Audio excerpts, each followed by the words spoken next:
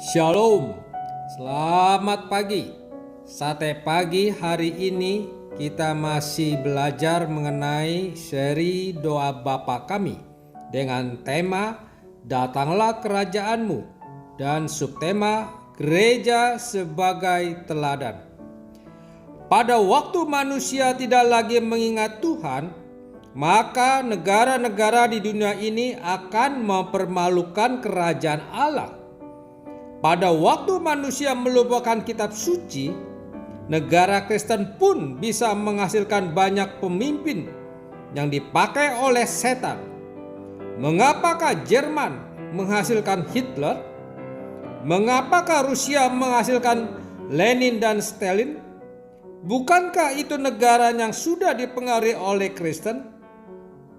Tetapi karena orang Kristen di situ tidak mengingat, tidak mengetahui dan mematuhi dan tidak menghormati kitab suci, akhirnya gereja menjadi pudar, orang Kristen menjadi suam, iman menjadi luntur, dan ideologi dunia yang melawan Alkitab masuk ke dalam gereja. Gereja tidak lagi menjadi teladan, gereja tidak lagi menjadi contoh. Daerah Kristen menjadi kerajaan di mana setan yang bertahta. Itu sebab jangan kita membanggakan diri bahwa kita adalah di daerah Kristen atau kita ada di dalam masyarakat Kristen. Dari masyarakat Kristen mungkin menghasilkan banyak orang yang melawan Tuhan. Dari banyak orang tidak Kristen mungkin sebagian mendapat anugerah umum sehingga hidup mengikuti hati nurani mereka. Itu sebab orang di dunia ini sulit melihat di mana perbedaan gereja dengan yang bukan gereja. Orang dunia sulit bisa memisahkan apa artinya Tuhan menyertai gereja atau tidak. Di Indonesia ada orang di dalam gereja yang tikai sampai memakai palu, memukul kepala pendeta. Di Indonesia ada perpecahan gereja yang mempermalukan Tuhan dan ditertawakan oleh orang tidak percaya. Jangan sombong karena engkau keturunan orang percaya atau anak pendeta. Yohanes Pembaptis berkata, "Jangan berpikir dalam hatimu, Abraham adalah bapa kami. Karena Allah sanggup menjadikan anak-anak bagi Abraham dari batu-batu ini.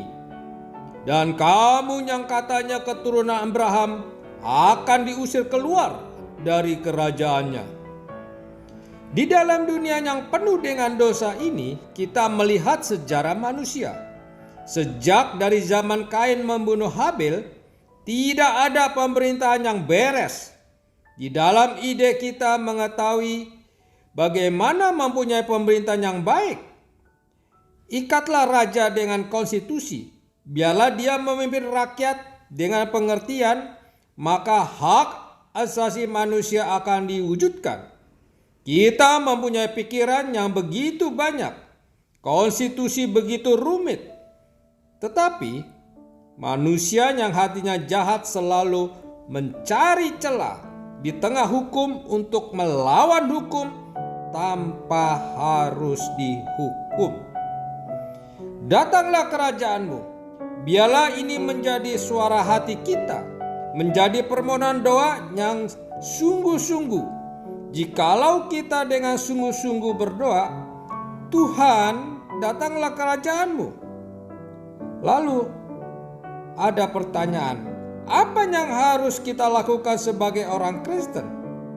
Apakah kita sudah sungguh-sungguh menjadi anak Allah? Apakah kita sungguh-sungguh telah diperanakan kembali oleh Roh Kudus?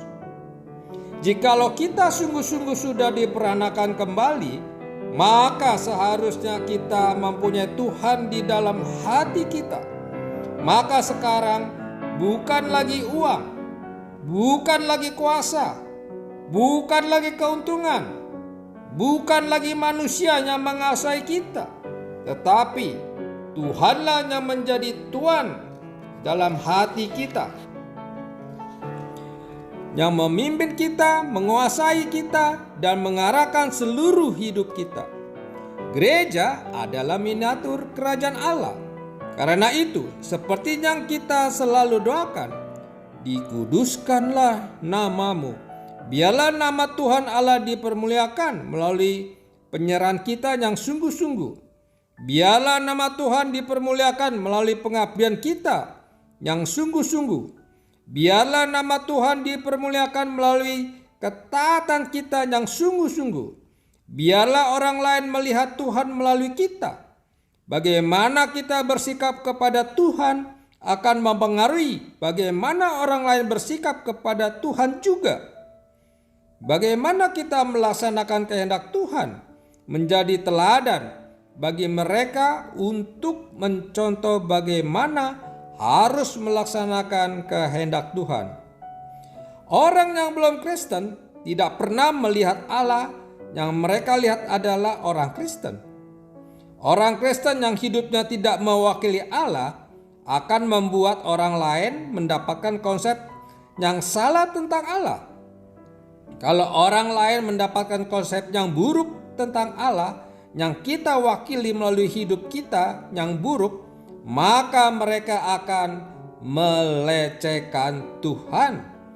Mereka akan menghina Allah yang kita sembah sujud, dan mereka akan menghina gereja. Tetapi jika gereja sungguh-sungguh menjalankan, menaati, melaksanakan, mewujudkan kehendak Tuhan yang tercantum dalam kitab suci sebagai wilayah kebenaran yang kita pelajari dan mendapatkan sari dari dalamnya, memperoleh kebenaran sebagai prinsip pemerintahan Tuhan untuk kita abdi ke dalamnya, maka kita boleh memuliakan Tuhan.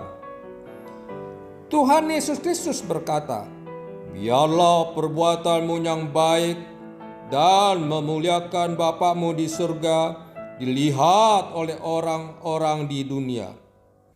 Setelah dia mengatakan, "Kamu adalah terang dunia dan kamu adalah garam dunia," dia berkata, "Kota yang dibangun di atas bukit tidak bisa disembunyikan."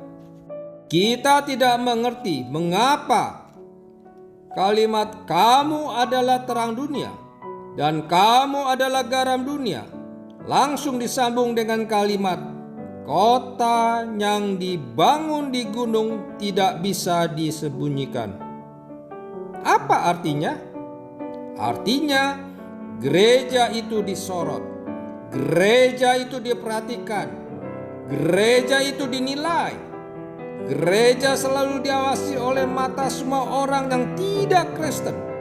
Mereka mau melihat apa yang dilakukan oleh gereja. Mereka mau lihat apa yang dikerjakan oleh pendeta. Kita hidup dalam zaman ini di mana ada banyak hal yang membuat kita menjadi kesal. Kita hidup dalam zaman ini di mana ada seorang pendeta yang belum apa-apa sudah merayakan kemenangan salah satu calon presiden. Padahal ini tidak benar. Ini membuat malu kekristenan. Lalu, bagaimana mereka berkhotbah? Kita tidak mengerti. Bagaimana mereka berdiri di mimbar untuk mewakili Tuhan? Di situ pemerintahan Tuhan Allah tidak ada. Pemerintahan keadilan tidak ada. Pemerintahan dari kebajikan Tuhan Allah tidak ada. Kita bukanlah demikian. Marilah kita mengatakan, "Tuhan, biarlah di dalam pekerjaanku, perkataanku, pikiranku, segala perbuatanku, aku menyatakan kemuliaan-Mu. Di dalamnya ada keadilan, di dalamnya ada kebenaran Tuhan. Jikalau dari Allah menyertai dari kebesaran Tuhan, dirinya dinyatakan melalui saya. Datanglah kerajaan-Mu melalui saya, dimulai oleh saya, diwakili oleh saya, diwujudkan melalui saya untuk memuliakan nama-Mu. Biarlah setiap orang Kristen berdoa seperti ini. Setiap orang Kristen mengabdi seperti ini. Di dalam kerajaan-Mu, ya Tuhan, yang belum datang, aku tahu sekarang harus mempersiapkan hati. Tuhan Yesus berkata, Tuhan Allah sudah berada dalam hatimu. Apakah kerajaan Allah sudah di sini? Sudah. Apakah kerajaan Allah sudah ada? Belum. Sudah dan belum. Yang sudah datang adalah gereja. Yang belum datang adalah perwujudan Kristus yang kembali menjadi raja atas seluruh dunia. Pada waktu kedatangannya yang kedua, Dia akan memakai tongkat besi untuk menguasai segala bangsa, dan waktu itu semua orang harus takluk kepada Kristus. Sebelum hari itu tiba, biarlah gereja dan orang Kristen benar-benar sadar dan waspada. Bahkan kita mewakili Kristus dan kita sudah menjadi teladan di dalam dunia ini. Mari kita berdoa. Bapa Surgawi, terima kasih. Satu lagi kami belajar bahwa gereja sebagai teladan. Biarlah kami selalu memberi teladan yang baik di dalam dunia ini. Amin.